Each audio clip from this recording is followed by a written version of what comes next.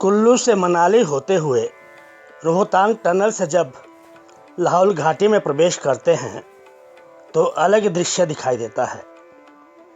दोनों ओर बर्फ से ढकी चोटियां और चंद्रा नदी के साथ साथ सड़क पर दौड़ती गाड़ियों से छोटे छोटे गांव का दृश्य मन को रोमांचित करता है।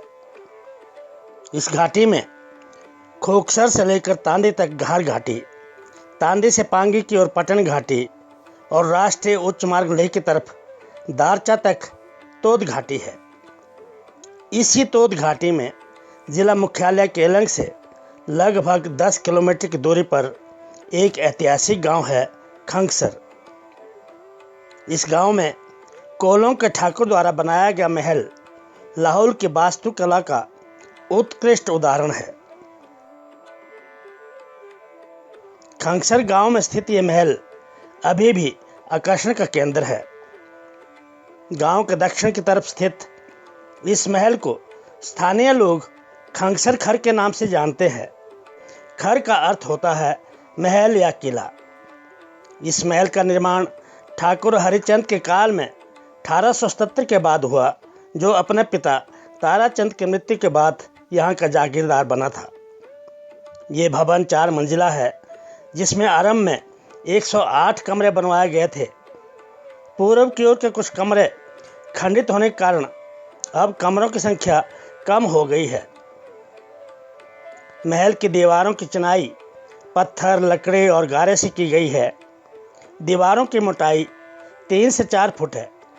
यही कारण है कि इसकी दीवारें अभी भी सुरक्षित है। कमरों की ऊंचाई 10 से 11 फुट है। प्रत्येक मंजिल में शुकपाक वृक्ष की शहतीरों को स्तंभों के सहारे बिछाकर उसके ऊपर जौ की पराई बिछाई गई है और उसके ऊपर मिट्टी बिछाई गई है। छत को सहारा देने के लिए तीसरे तल के फर्श से 2 मोटे मोटे स्तंभ खड़े किए गए हैं, जो चौथी मंजिल के फर्श के खुले अंतराल से होते हुए मकान की छत तक पहुंचते हैं। महल में प्रकाश की व्यवस्था हेतु चौथी मंजिल के फर्श के मध्य में तकरीबन 150 वर्ग फुट का तथा तीसरे तल के फर्श में 16 वर्ग फुट का खाली स्थान रखा गया है, ताकि कमरों में पर्याप्त रोशनी पहुंच सके। इसकी सभी मंजिलों में आवश्यकता अनुसार बाहरी दीवारों पर चारों ओर खिड़कियां रखी गई हैं, जिनमें सबसे नीचे की खिड़कियां छोटी, दूसरे तल की उससे बड़ी और तीसरे तल की खिड़कियां उससे बड़ी हैं। धरातल तल से ऊपर की मंजिलों में चढ़ने के लिए अंदर से ही लकड़ी की सीढ़ियां बनाई गई हैं। दीवारों की लिपाई वर्ष में एक बार स्थानीय चिकनी मिट्टी से और रंगाई चमकदार सफेद मिट्टी से की जाती रही है। इसमें सबसे नीचे की मंजिल में पशुशाला, दूसरी और तीसरी मंजिल में रहने और बैठने के लिए कमरे बने हैं। यहाँ सीढ़ियाँ चढ़ने के बाद खुला कक्ष है। यहाँ मुखौटा नृत्य होता था, जिसमें शेर और बंदर का नृत्य मुख्य आकर्षण होता था। चौथी मंजिल में पूजा गृह, ड्राइंग रूम आदि हैं। इसके साथ ही एक बड़ा कमरा है, जिसे मक्खांग कहा जाता है। ठाकुर परिवार सभी बड़े धार्मिक और सांस्कृतिक कार्यों का आरंभ यहीं से करते थे। यहाँ पुरानी विधि का एक चूल्हा है। यहाँ उत्सवों आदि के समय भोजन बनाते थे। उस समय बुजुर्ग लोग इसी चूल्हे के गिर्द बैठकर नाचते गाते थे।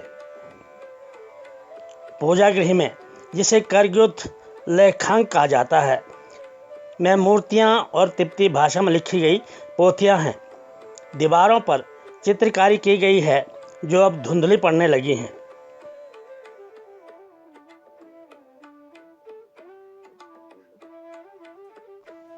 चौथी मंजिल में पूर्व की ओर बरामदा रखा गया है, जहां से चारों ओर का भव्य मंजर नजर आता है।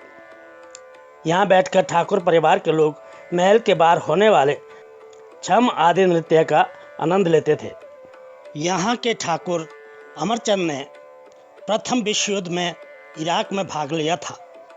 उनके पुत्र मेजर पृथ्वीचंद ने 1948 के भारत पाक संघर्ष में महत्वपूर्ण भूमिका निभाई है।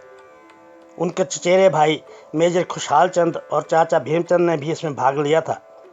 इसके लिए उन्हें वीर चक्र से भी सम्मानित किया जा चुका है। उनकी तस्वीर भी यहाँ रखी गई है। यह ऐतिहासिक पुरातात्विक भवन ठाकुर की निजी संपत्ति है। हालांकि पिछले कुछ वर्षों से वे इसमें नहीं रहते। इसकी देखभाल के लिए यहाँ एक व्यक्ति को रखा गया है। सुबह शाम की पूजा के लिए एक स्थानीय पुजारी नियुक्त है। यहाँ से उत्तर की ओर जिस्पा गांव और पूर्व की ओर बर्फ से ढकी चोटियां दिखाई देती हैं। अगर आप लाहौल आएं तो खंगसर के इस महल को अवश्य देखें।